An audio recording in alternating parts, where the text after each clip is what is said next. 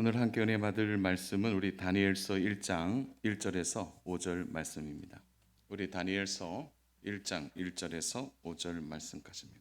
제가 말씀을 봉독하겠습니다. 우리 말씀을 눈으로 잘 따라오시면 좋겠습니다. 유다 왕 여호야김이 다스린 지 3년이 되던 해에 바벨론 왕 느부갓네살이 예루살렘에 이르러 성을 에워쌌더니 주께서 유다 왕 여호야김과 하나님의 전 그릇 얼마를 그의 손에 넘기심에 그가 그것을 가지고 신할 땅 자기 신들의 신전에 가져다가 그 신들의 보물 창고에 두었더라.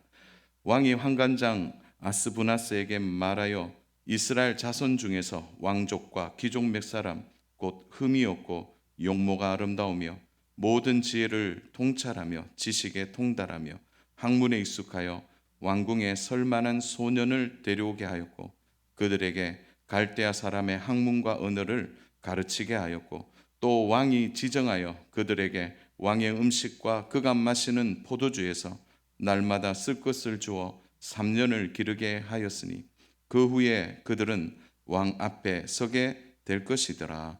아멘. 우리가 지난주에 느헤미야의 기도에 대해서 좀 함께 나누고요. 오늘은 또 기도를 배우다 두 번째 시간으로 오늘은 좀 다니엘을 통해서 우리가 하나님의 말씀을 함께 좀 나누려고 합니다. 자, 오늘 이 본문에 있어서 다니엘서 전체를 우리가 살펴볼 수는 없지만 한 가지 중요한 배경이 있습니다. 그것은 이 다니엘서를 시작하면서 바로 이스라엘 백성들, 즉 하나님의 자녀들이 세상의 조롱거리가 되었다는 거죠. 그것은 나라가 무너지고 이제 많은 젊은이들, 특별히 이제 엘리트들이 바로 바벨론으로 포로로 끌려가게 되는 상황이죠. 더군다나 하나님께 예배드렸던 성전의 모든 기구들이 어떻게 됩니까? 다 바벨론 신전의 보물창고에 들어가는, 더 이상 예배에 할 수 없는 지경에 이르는 그런 상황이 된 것입니다. 2절을 보시면 이런 말씀이 있죠. 주께서 유다 왕 여호야긴과 하나님의 전 그릇 얼마를 그의 손에 넘기시며. 그래서 우리가 잘못 이해를 하면은 성전에 있는 기구 일부가 바벨론으로 간 것으로 좀 볼 수 있는데요.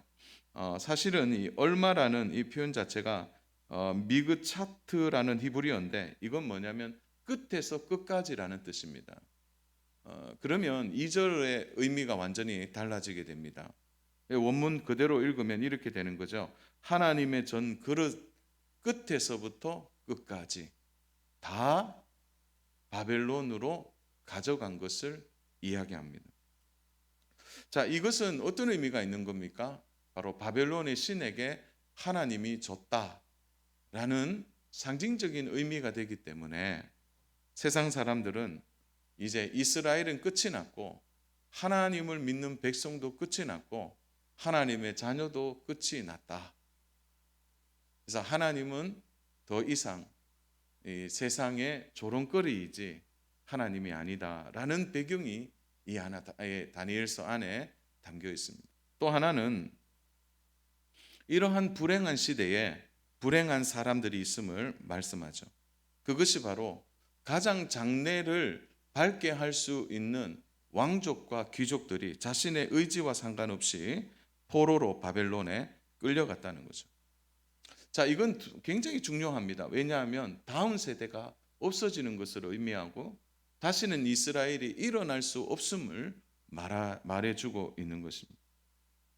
예루살렘은 초토화되었고 성전의 기능은 마비되었고 이방신이 승리한 것처럼 선포되지는 이 세상에서 이스라엘을 통하여 하나님이 무엇을 보여주시려고 하느냐, 이 질문이 바로 다니엘서를 시작하는 중요한 배경이 되는 것입니다.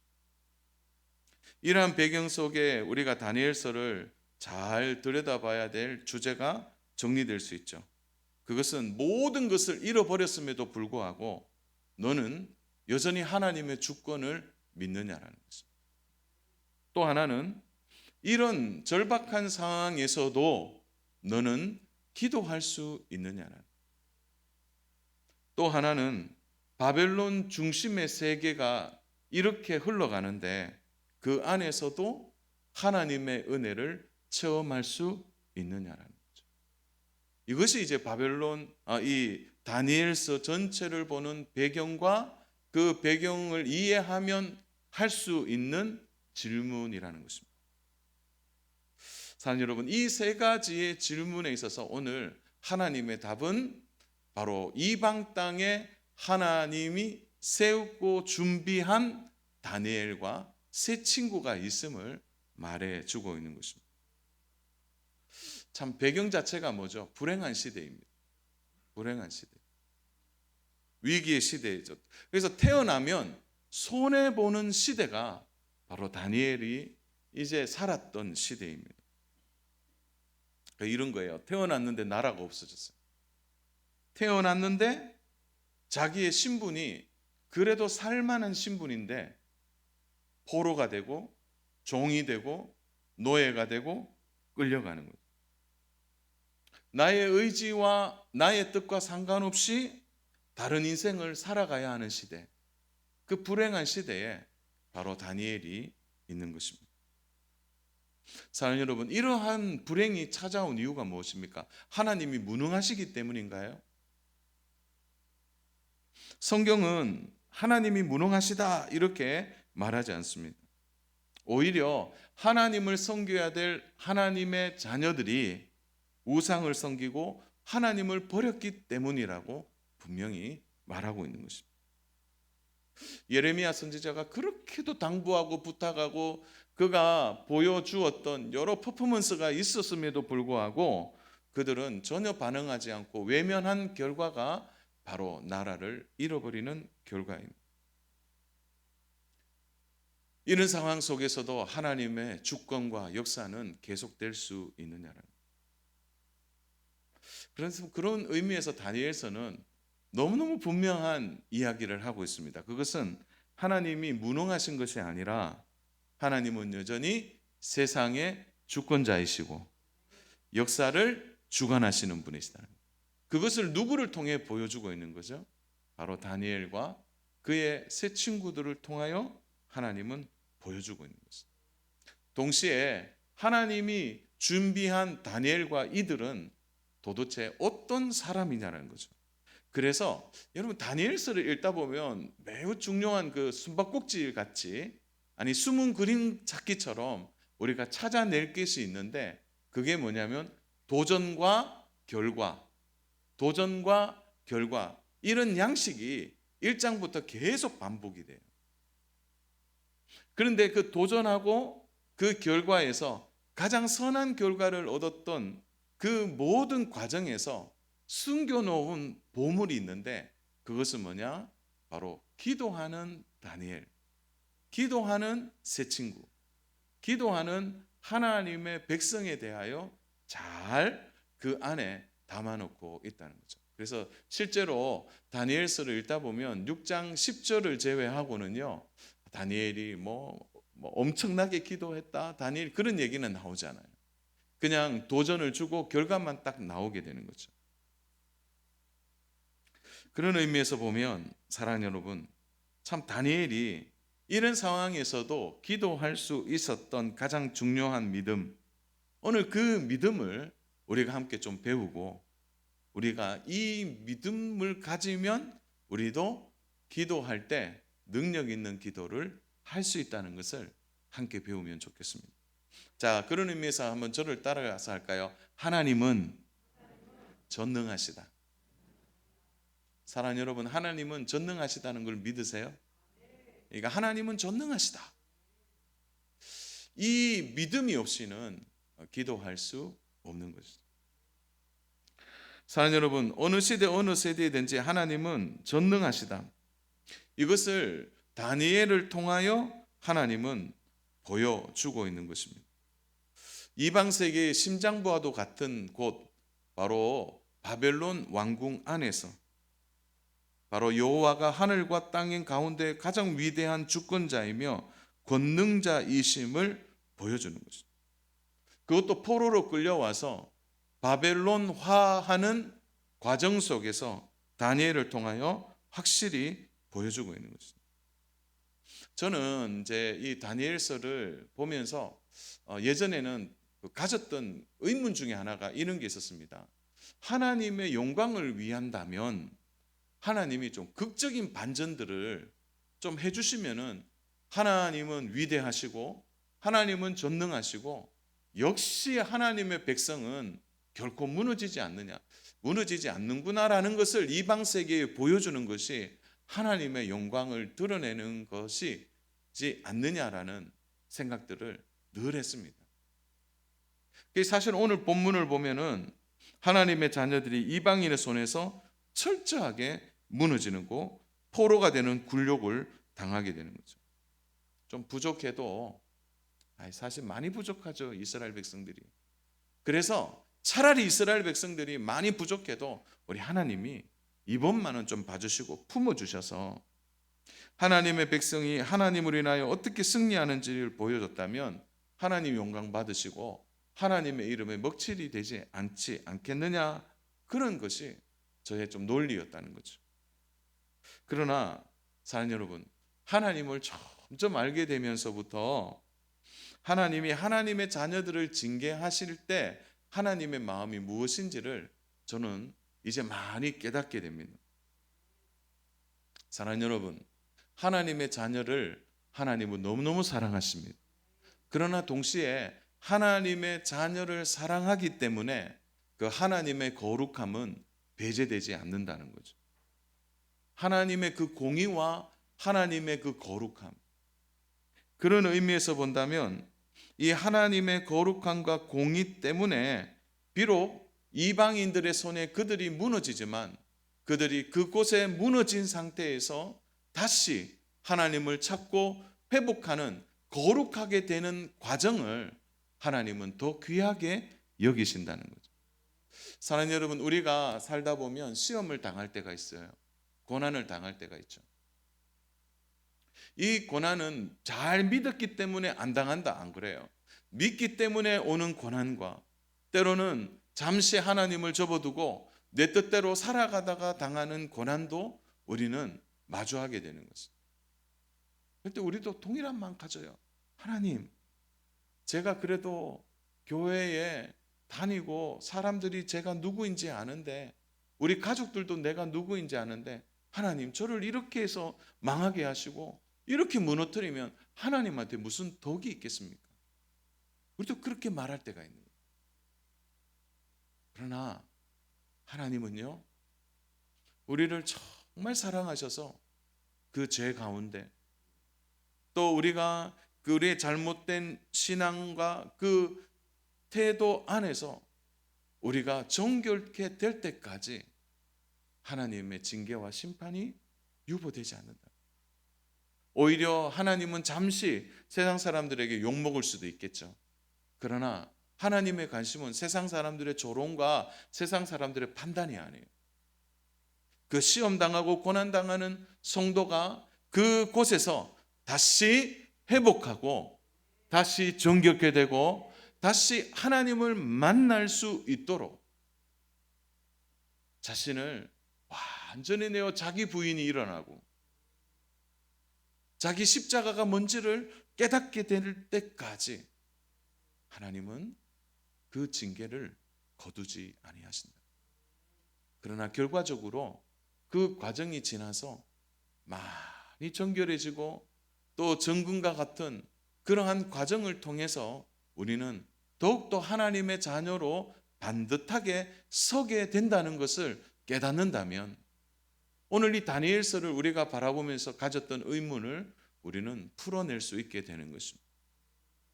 저 안에 사랑하는 여러분, 우리가 믿음으로 살아갈 때 우리가 대충 그렇게 살아가는 삶이 있지만 하나님은 이 신앙에 대해서는 우리의 삶이 분명하기를 원하시는 거예요. 그래서 우리가 어떤 의미에서는 죽을 때 완전히 죽어야 돼요. 완전히 무너져서 더 이상 많이 바닥까지 내려간 그런 삶에서부터 하나님은 다시 우리를 회복의 자리, 또 소망의 자리, 은혜의 자리로 우리를 이끌어 내신다는 거예요. 그러니까 하나님의 궁극적인 목적이 뭐냐? 그것은 우리를 그곳에서 다시 새롭게 해 주시는 것입니다. 그래서 다니엘서를 읽으면 나라가 망했네. 아이고, 하나님의 자녀들이 부끄러움을 당하네.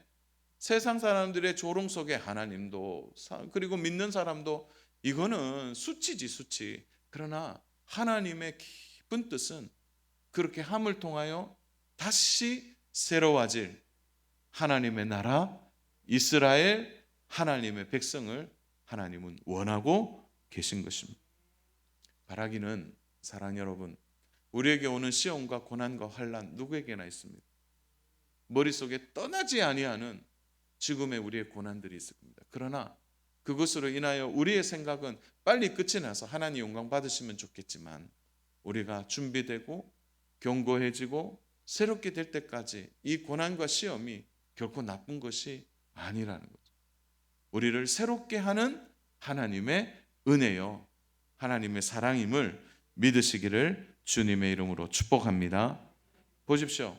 오히려 다니엘서를 통해 우리가 들여다볼 수 있는 것은 무너진 하나님 나라, 하나님의 백성, 그리고 바벨론의 일방적인 승리처럼 보이지만 하나님은 그 이방 땅에서 하나님이 어떻게 이들을 붙드셔서 하나님이 주권자이신지, 역사의 소용돌이 속에 이 역사를 어떻게 이끌어 가는지를 분명히 보여주고 있지 않습니까?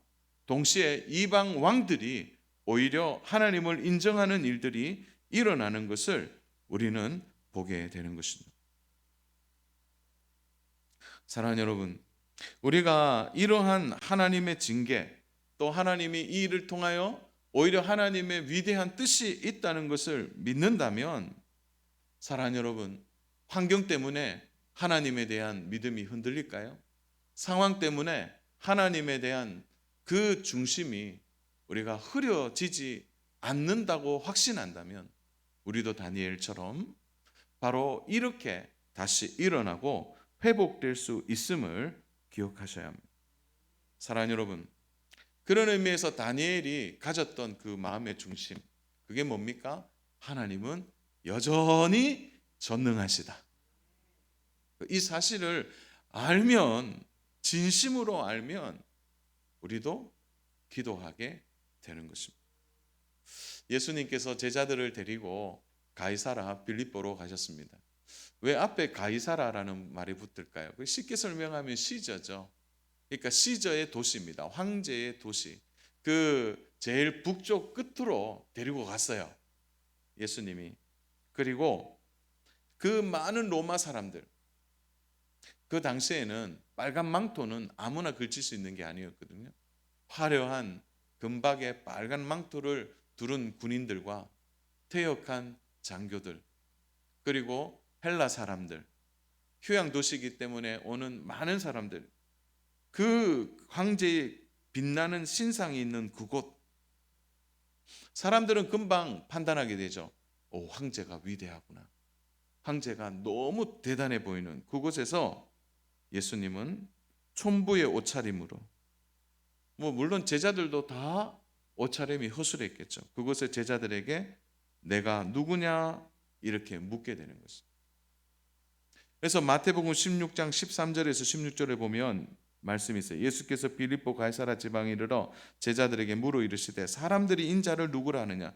이르되 더러는 세례 요한, 더러는 엘리야, 어떤 이는 예레미야나 선지자 중에 하나이다. 이르시되 너희는 나를 누구라 하느냐? 모든 배경과 환경과 상황을 보면 지금 있는 예수님과 비교가 되잖아요. 그러나 베드로가 어떻게 대답합니까? 주는 그리스도시요 살아계신 하나님의 아들이시다. 당신은 하나님이시다. 그것이 베드로 전체 인생에 있어서 가장 중요한 신앙의 분기점이 됩니다. 이 고백 없이는 그가 사도로, 그가 하나님의 전도자로 세움을 받을 수 없는 것이죠. 화려한 황제의 도시에서 초라하게 보이는 예수님 앞에 당신은 하나님이시다. 위대한 고백을 하고 있는 것입니다. 사랑하는 여러분, 저는 오늘 좀 복잡한 얘기를 하고 싶지 않습니다. 우리가 살아가는 오늘 삶의 자리를 보십시오. 물질의 최고치를 달리고 있습니다. 제가 TV를 보다가 깜짝 놀랐는데 요즘 냉장고도 뭘 리모컨 누르면 색깔이 변한다면서요. 우리 한 번도 생각해 보지 못한 일들이 일어나고 있습니다. 그거 보고 제가 너무 신기했어요. 그리고 TV가 액자가 되더라고요. 뭐 그런 일들, 비단 그런 것뿐입니까? 오늘 우리가 맞이하는 이 물질 문명은 최고의 첨단을 달리고 있습니다. 밤에 번쩍이는 화려한 도시의 조명을 우리는 보고 있습니다. 어떤 의미에서 바벨론의 최고의 문화 속에 살아가는 것처럼 오늘 우리는 그런 삶을 살아가고 있습니다. 사람들은 하나님에 대하여 이미 고리타분한 신으로 조롱하고 또 하나님을 믿는 믿음이 실패한 것처럼 말하고 다닙니다. 사랑하는 여러분, 이러한 상황 속에서도 우리 저와 성도 한 분 한 분은 어떻게 하나님을 고백하고 있습니다. 사랑하는 여러분, 이런 상황 속에서도 하나님을 나의 주, 나의 하나님으로 하나님의 주권을 믿고 하나님의 역사하심을 믿고 하나님의 전능하심을 믿으세요? 정말 믿으세요? 오늘 이러한 믿음의 중심이 언제부터인가 세상과 비교되면서 점점 무너지고 있는 것을 보게 됩니다. 많은 분들이 기도의 목소리를 잃어버렸습니다. 저는 속상한 것 중에 하나가 이 마스크 빨리 벗었으면 좋겠어요. 지금 한번 벗을까요 그냥? 아멘요. 근데 제가 지금 보니까 내년 3월에 이제 실내 마스크 해제를 한다고 지금 이제 준비를 하고 있어요, 정부가. 눈 뜨면 빨리 3월이 왔으면 좋겠어요. 마스크가요, 기도하는 소리를 잃어버렸어요. 오늘 성도들이 기도하는 법을 잊어버렸습니다. 그 많은 이유가 있겠지만 저는 이 기도하지 아니하는 가장 큰 이유는 영적인 오늘 우리의 퇴보가 있다고 생각합니다. 사랑하는 여러분, 정말 기도가 우리의 삶에 떠난 이유가 뭘까요? 그것은 하나님에 대한 생각이 떠났기 때문에. 이방 땅이든 어디든 하나님이 나의 주 하나님이시고 하나님이 전능하시다면 왜 우리가 기도하는 것을 잊어버릴까요? 저는 오늘 정말 전하고자 하는 핵심이 여기에 있습니다. 그거는 아무리 불행한 시대에도 아무리 혼탁한 시대에도 이 기도는 우리를 승리케 한다는 거예요. 이 기도는 다니엘서에서만 승리가 아니라 오늘을 사는 우리에게도 동일한 승리를 허락해 주신다는 거죠. 사랑하는 여러분, 방법은 하나밖에 없어요. 이 불행한 시대를, 오늘 어려운 이 시대를, 위기의 시대를 이기는 방법은 기도하는 방법입니다. 기도하는데 깨어 있어야 되는 거예요. 다니엘이 태어났을 때 그에게 보장된 것은 하나도 없었어요. 그는 소년기에 전쟁의 소용돌이 속에 살아가야만 했습니다. 다니엘은 왕족이었습니다. 전쟁이라는 이것은 자신이 어떻게 할 수 없는 일이죠. 그의 의지로도 할 수 없는 일입니다. 끌려갈 때에도 저항할 수 없는 일이죠. 그의 부모님이 그의 눈앞에서 좀 어떻게 됩니까? 살육을 당해도 저항할 수 없는 그런 상황이에요. 그것은 다니엘이 할 수 없었지만 다니엘이 할 수 있는 일이 있었다는 거예요. 그게 뭡니까? 전능하신 하나님께 기도하는 일이에요. 그건 다니엘이 할 수 있는 일이라는 거예요. 오늘 우리의 삶에도 동일합니다. 사랑하는 여러분, 기도할 수 없는 이유는 얼마나 많이 있는지 몰라요. 바쁘고 힘들고 어렵고 위기가 오고 힘들고 곤비하고 많은 이유가 있지만 진짜 기도 안 하는 이유는 뭐냐? 왜 하나님의 전능하심을 믿지 않는 거죠. 세상에 눌려서 하는 겁니다.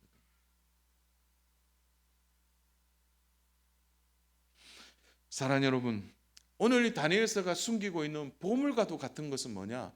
다니엘은 위대한 총리다, 이 얘기를 하고 있는 게 아니에요.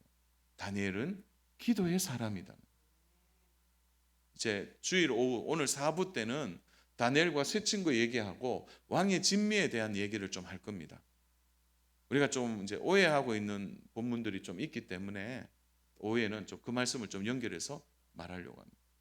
오해도 똑같아요. 다니엘과 세 친구들이 가장 잘하는 거. 그들은 어떤 의미에서 자기의 환경과 상황을 바꿀 수는 없었어요. 그러나 그들이 할 수 있는 일은 기도하는 일입니다. 사랑하는 여러분, 세상에 대하여 비관적으로 말하지 마세요. 세상에 대하여 평가하면서 아유, 이런 사회에서 내가 뭘 할 수 있겠냐? 아니에요. 우리 기도할 수 있잖아요.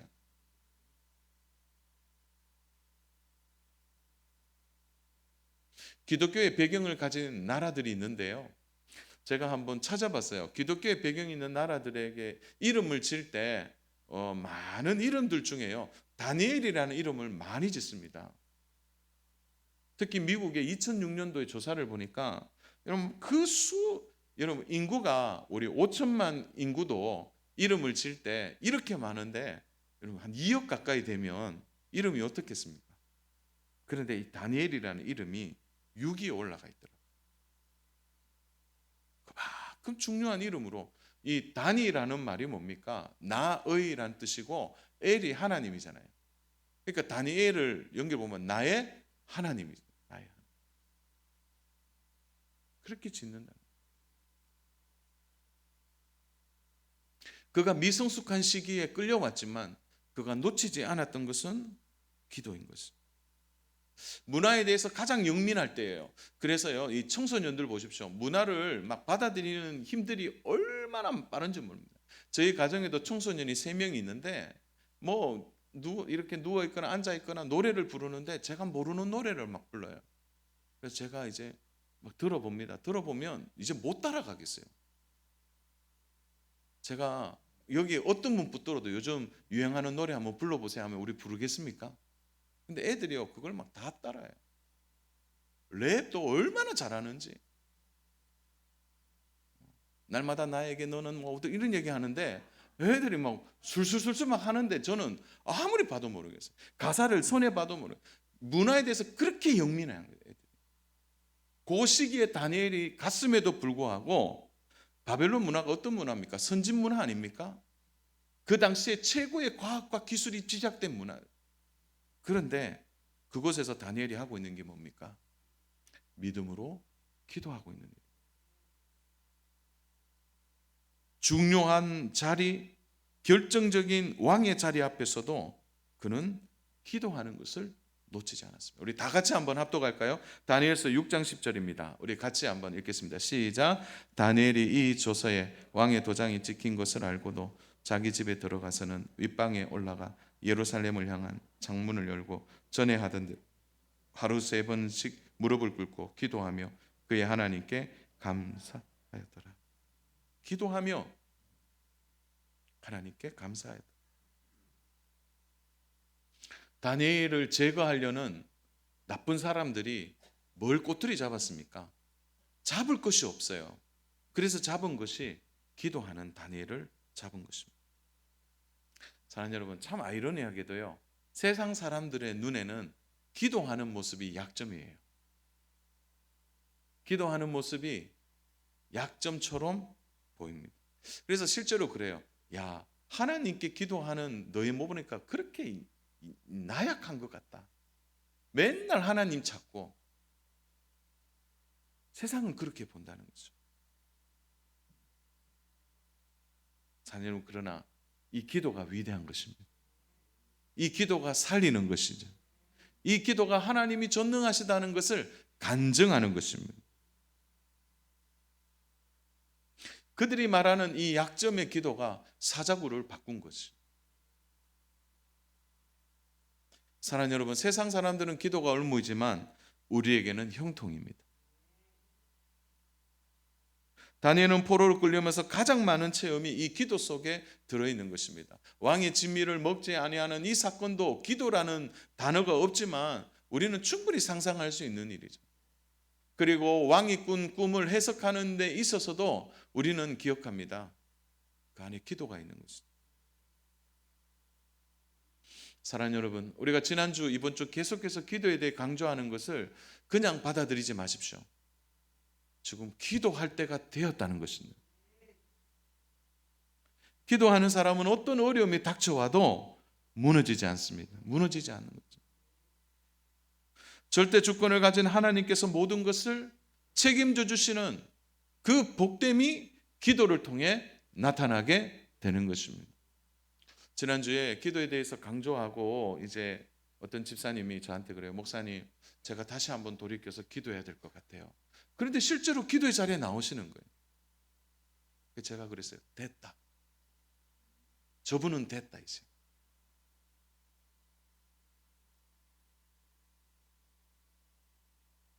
사랑하는 여러분, 이 시간 축복합니다. 기도하는 엄마가 되시기를 축복합니다. 기도하는 아버지가 되시기를 축복합니다. 기도하는 사장님이 되시기를 축복합니다. 기도하는 팀장님이 되시기를 바랍니다. 기도하는 자녀들이 되시기를 바랍니다. 늘 기도해야지 이렇게 하시면 안 돼요. 기도해야지는 안 하는 것입니다. 따라서 할까요? 기도합니다 하고 그 자리에 앉으셔야 돼요.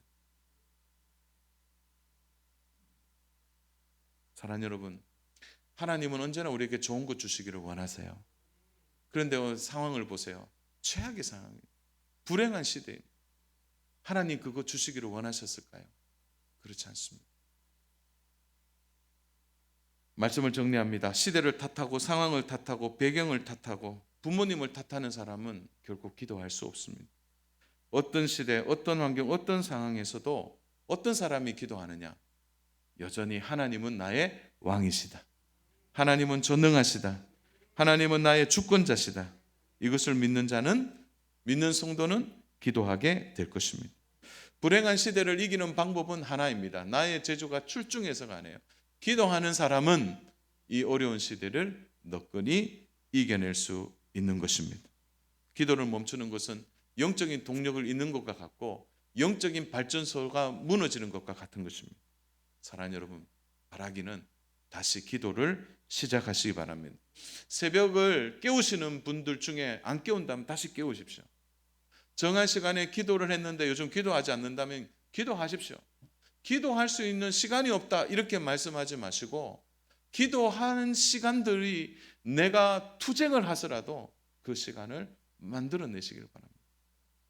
기도는 나를 살릴 뿐만 아니라 하나님의 능력을 다시 회복하는 가장 중요한 영적인 동력임을 믿으시고 저와 귀한 성도 한 분 한 분에게 기도의 능력이 다시 회복되기를 주님의 이름으로 축복합니다. 우리 한번 1, 2분 동안 같이 기도하겠습니다. 사랑하는 여러분, 어디에서부터 기도를 잃어버렸습니까? 예전에는 새벽에도 나와 기도하다가 최근에 무엇 때문에 내가 기도하는 것을 잊어버렸고 너무 바빴습니까? 너무 좀 어려움이 있습니까? 좀 근심 때문에 눌려 있습니까? 사랑하는 여러분, 다른 방법이 없습니다. 전능하신 하나님을 믿는다면 다시 기도를 회복하시기 바랍니다. 다니엘서가 숨겨놓은 이 보물과도 같은 기도, 이 기도를 다시 끄집어내어서 오늘 위기의 시대를 우리가 이겨낼 뿐 아니라 기도를 통하여 하나님의 영광과 능력이 우리 안에 얼마나 가득하고 충만한지를 깨닫도록 하나님 나를 도와 주시옵소서. 다시 기도하는 시간을 회복하기 원합니다. 우리 함께 믿음으로 우리 같이 한번 기도하겠습니다.